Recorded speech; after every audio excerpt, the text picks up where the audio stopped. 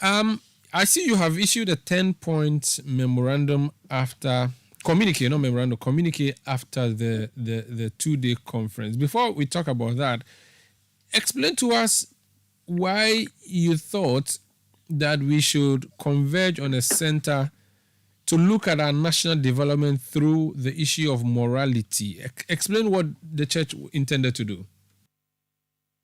Thank you very much. Good evening once again. Yeah, we have, as a church, a 5-year vision that possessing the nation, where we decided to teach our members so that we will let what we teach in church reflect in our communities. So we are trying to let the kingdom values and principles of God be taught in the society. So last year we organized the first one for royals. So we gathered about 2,000 royals, with about 80 of them being paramount to teach kingdom principles. And then later we set a platform to engage all ministers from various denominations, about 4,000 of them coming from about 480 different churches. So this year, being the last final lap of the 5-year vision, we decided to engage key stakeholders so that we can think about what things we have lost as far as our morals and principles are concerned.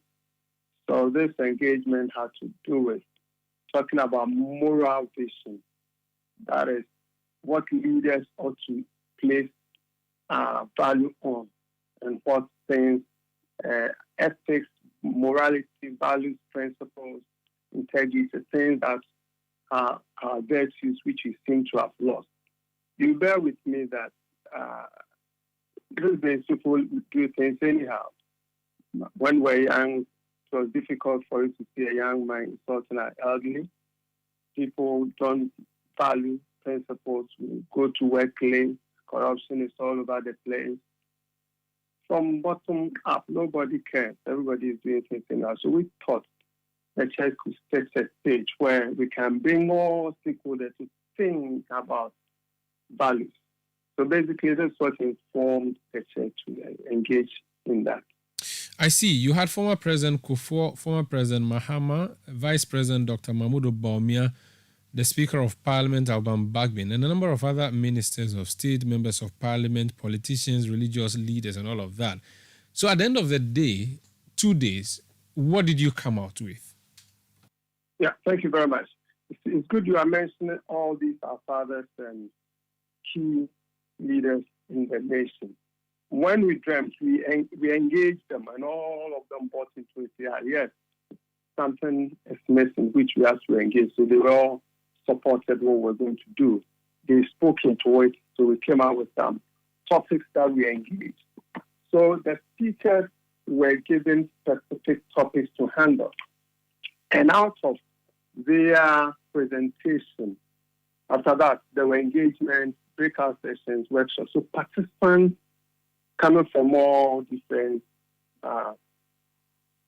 backgrounds and status in the society came out with their reflections on what they have heard, and then they made some observations, and we put them together as the community, which we want to go again and discuss with all those we consulted and come out with this so that we'll be able to roll it together. Let me state, you said a communique that has been signed. It's a draft. Approximately is yet to sign. It's a reflection of what we want to do. So by Monday, you come to the office and sign the final one. So what we have is a draft which the stakeholders, the participants, we all agree that these things are what we are missing.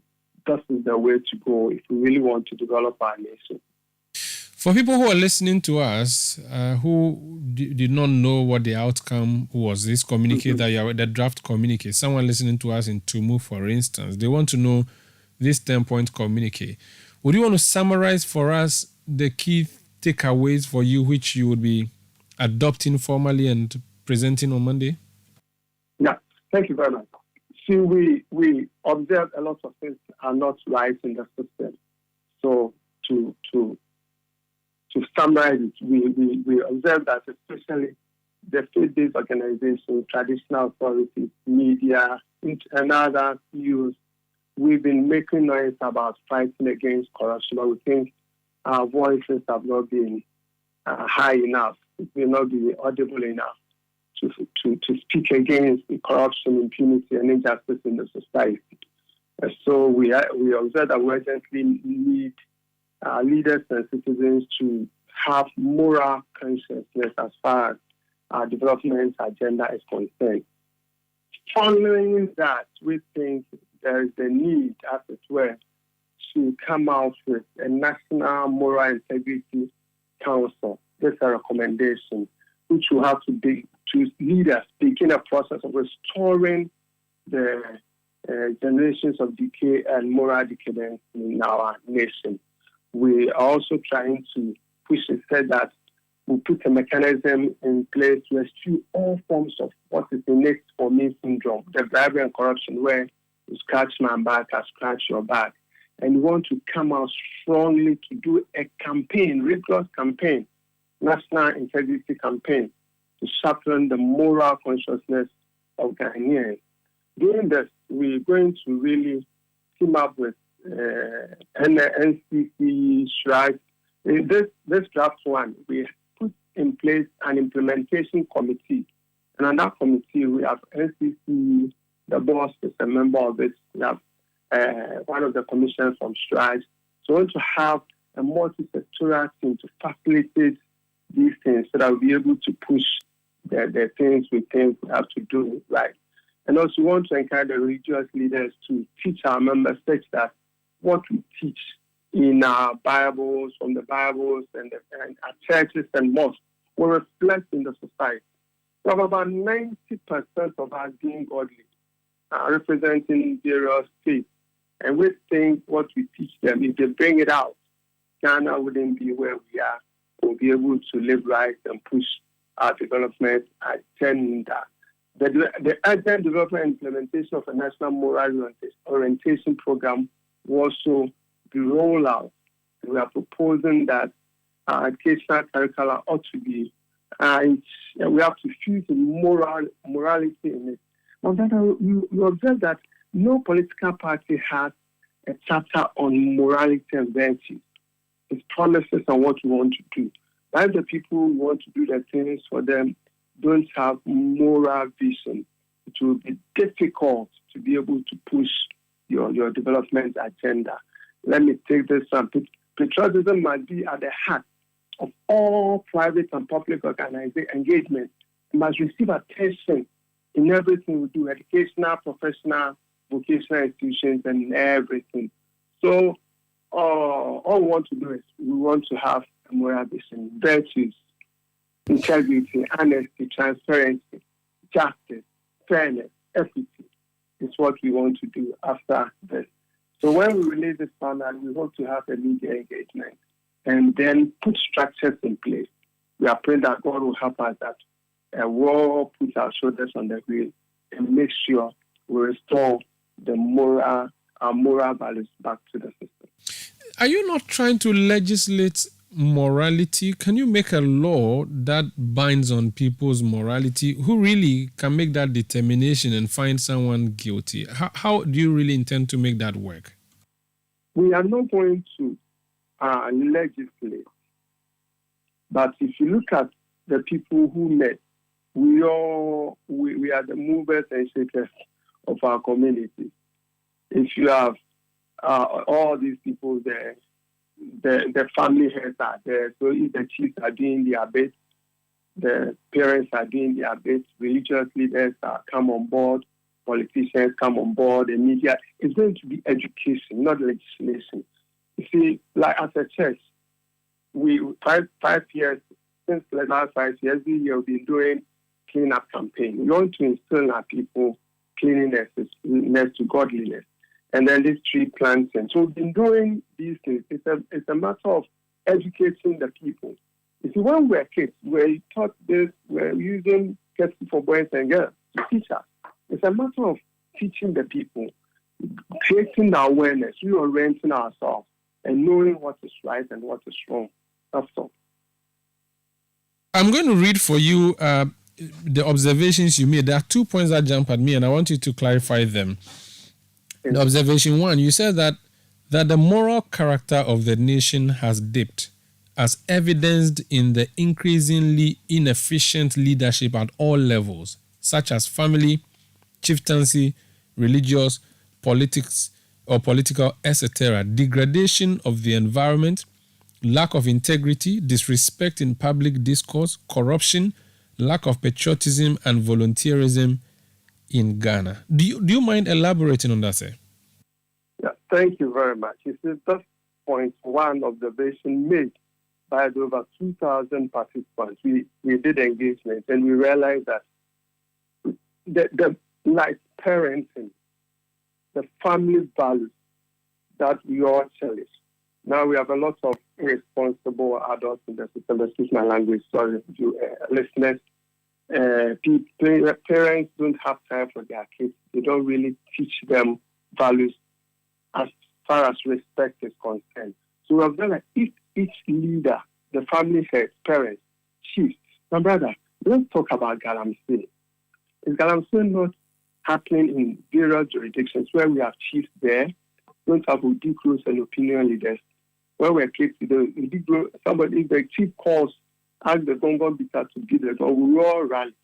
So what we are saying is, if all these actors, the family heads, the chiefs, the religious leaders, the political leaders, anybody who is a leader is prepared to do his or her bit, will be able to restore some of these things that we are losing. That's what we are trying to say.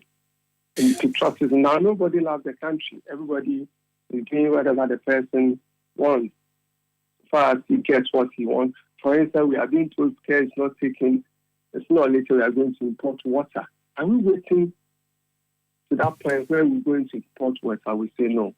Opinion leaders must rise up and engage our people.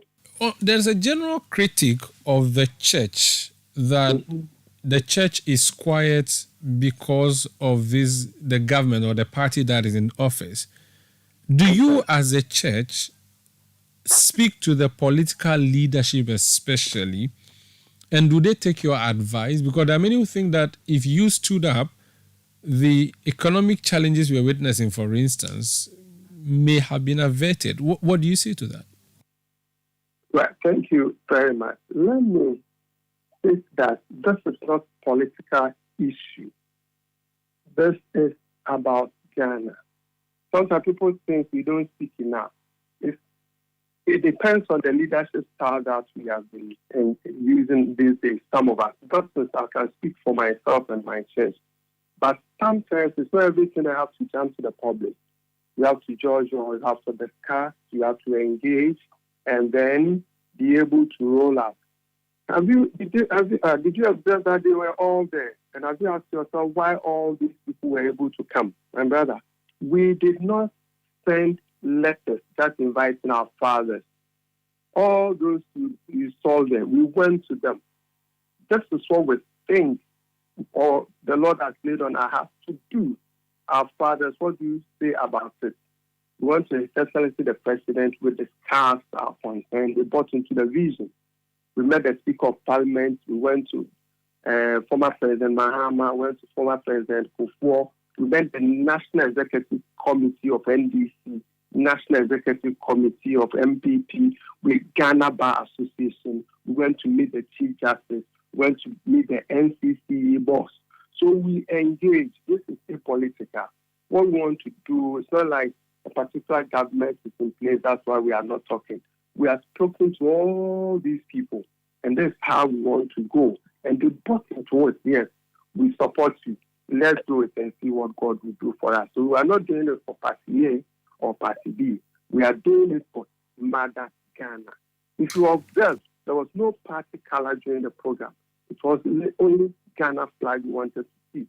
Now we want to push the development of our nation devoid of partisan politics. That's where the church stands. Thank you so much for speaking to us, and we do pray that your prayer gets answered. Thank you very much.